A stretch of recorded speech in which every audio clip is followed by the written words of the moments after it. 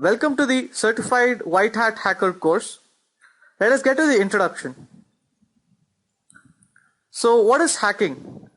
Hacking is about understanding how exactly a system works and thinking beyond the limitations and making the system work differently than usual. So, what are the different types of hackers? Let's see the first one, which is the white hat hacker. A white hat hacker always uses his skills only for legal testing and for research. What about a black hat hacker? A black hat hacker uses his talents for malicious purposes, and usually he has his own personal agenda and his own personal greed behind it. So there are white hats and black hats, and there are some people called grey hats who are in between.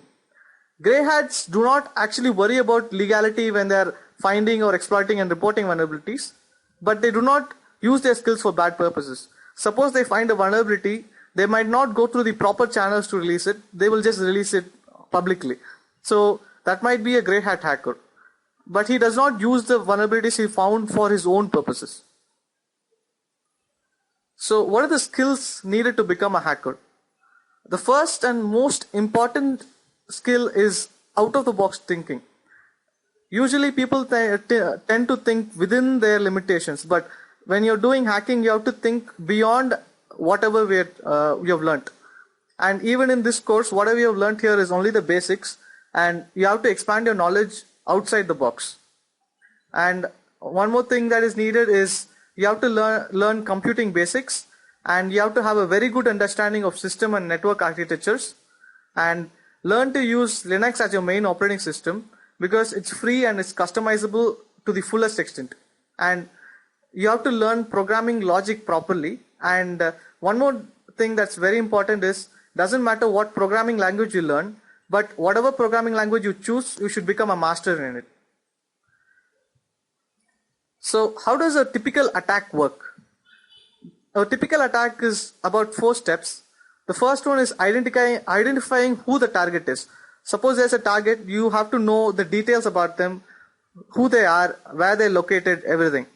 And then the next step is finding the maximum information about the target. That is, who owns the website, take for example, and who is the person who's maintaining it, what are they running inside it, etc. And the next one is finding a vulnerability. And then after you find a vulnerability, exploiting it. So that is how a typical attack scenario works. So what are the types of attacks? There are lots of types of attacks when it comes to hacking, but the few basic ones are buffer overflows, denial of service, social engineering, brute force attacks, website hacking, sniffing and man-in-the-middle attack, and malware.